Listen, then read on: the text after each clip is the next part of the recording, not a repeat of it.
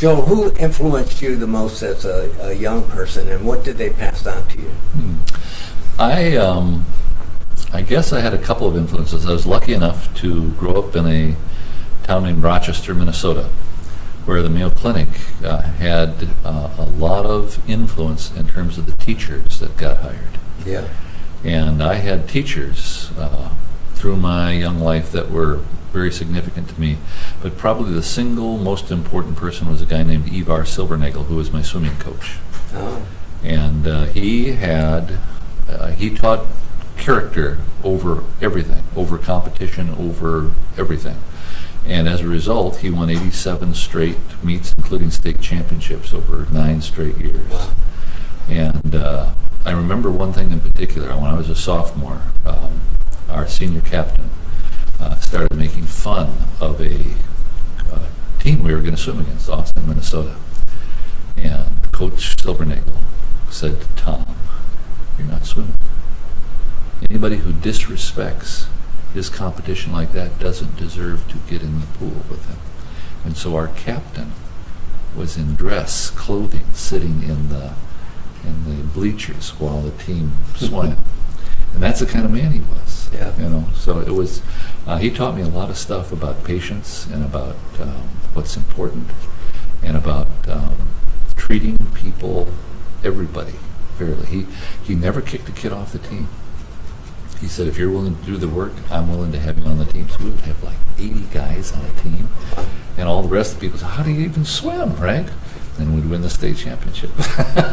And that's what was so cool. We ended up performing really excellently in an open system that said, all I care about is if you care enough to be here and do the work. Mm-hmm. So he was a big influence for me. It's a great story. How did you become interested in leadership and the future? Well, it was backwards, actually. I got interested in the future as a direct result of a guy named Art Harkins, who came to the University of Minnesota to set up one of the first future studies programs in the Western Hemisphere. And he came to my education class. I was getting a master's degree in education. And he talked about what he was going to do, and he talked about the future. And when he was talking about the future, I knew everything he said. I was kind of curious about that. So afterwards, I went up to start talking to him, and in 5 minutes, he was asking me questions. And it turns out that when I was a kid, I wanted to be an astronaut. And so I started reading about outer space, but basically the future. And even though it turns out that I couldn't fly without Dramamine, so I couldn't be an astronaut, I never lost a reading habit. And so that's how I got into future studies. I said, I actually know at least as much as this PhD does. And I went out and basically found a fellowship. And a year later, I was in the field. How I got into leadership is a little bit different. I got called in 1984 by a woman from Hewlett-Packard. She said, "I want you to come out and do our leadership series." And I said, "I don't do leadership, I do futures." She said, "Read your own book." If that isn't about leadership, I don't know what is.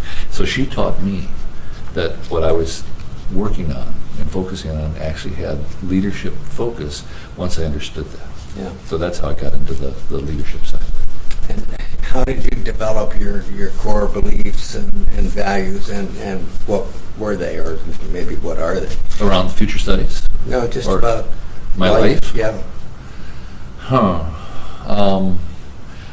I guess, when I think about it, the thing that my parents were so good at is I was kind of an odd kid. I wanted to be an astronaut at age 6. This 1949, when the word astronaut wasn't even there. I wanted to be a spaceman, right? And my parents didn't say, "Hey, cut that out." They said, "Oh, let's go down to the library and see what books they have." So I think one of the core values I have is curiosity is a really good thing, and having a vision of your future is a really good thing, because I had that vision till I was 12. It absolutely drove me from the time I was 6 till the time I was 12, and my parents never put me down for it, never said you should be doing something, get serious, think about law, maybe you should go into medicine. None of that ever happened. So that was really important. And the second thing I guess my folks gave me was respect. My father and mother always treated one another with respect, even when they had really significant disagreements. In fact, we as children never saw them disagree.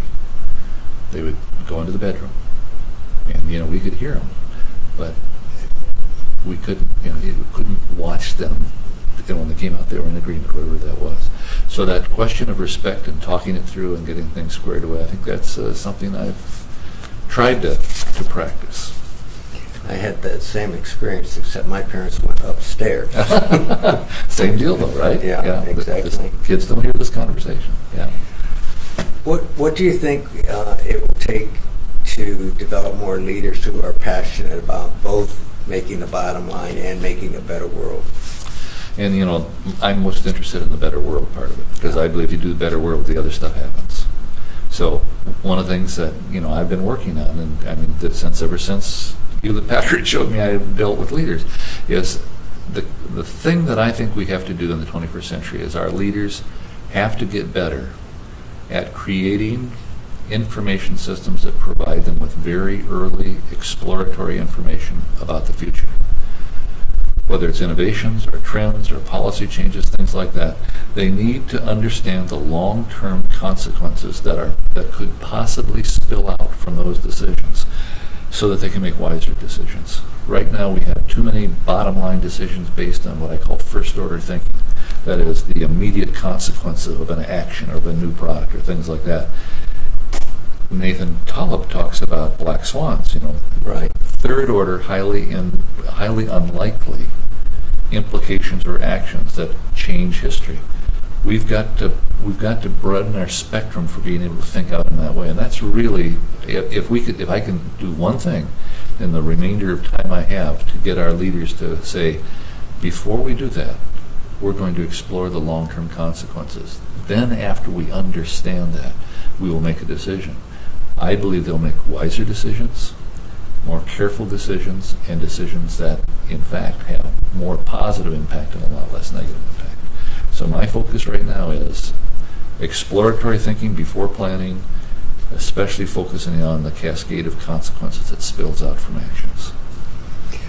Well, this is a related question, directly related, and that is, what advice do you have for the next generation of leaders, the young leaders coming up now? Specific advice. Read outside your field. Get outside the boundaries of what your specialty is going to be in, because the likelihood of the big surprise is it's going to come from outside in. So be sensitive. Number 2, build a cadre of what I would call scouts. People from various aspects of your organization who take not a lot of time, but are in fact constantly attuned to some aspect of the future that they can then report back to you on in some structured way, but so that it's not all your job to do this, but it is your job to take the input. And then the third thing is this idea of create teams who will help you study the consequences of decisions that you're going to have to make, so that you are much clearer in understanding about the way things are going to unfold. And because you're clearer in understanding the unfolding, you can in fact lead better. So those would be the 3 things from my point of view that I see need work and are very doable at not a high cost. It's not expensive to do what I said. In fact, where I've helped establish some of that stuff, the younger people who are helping the scouting, it's an honor to scout for the CEO. It's an honor to scout for your director, especially if it doesn't take you much time. And that's part of the key, is don't burden people with it. Make it a simple task in terms of how to find that information and spread that information. What would you most like to be remembered for? I would most like to be remembered for bringing tools and concepts broadly used that help people shape their own future. I believe the greatest gift human beings have is free will, that we in fact can make a difference in our lives, and that my tools hopefully will make wiser difference. If that's carved on my tombstone, I would be very happy with that. That's great. Thank you, Joel. My pleasure.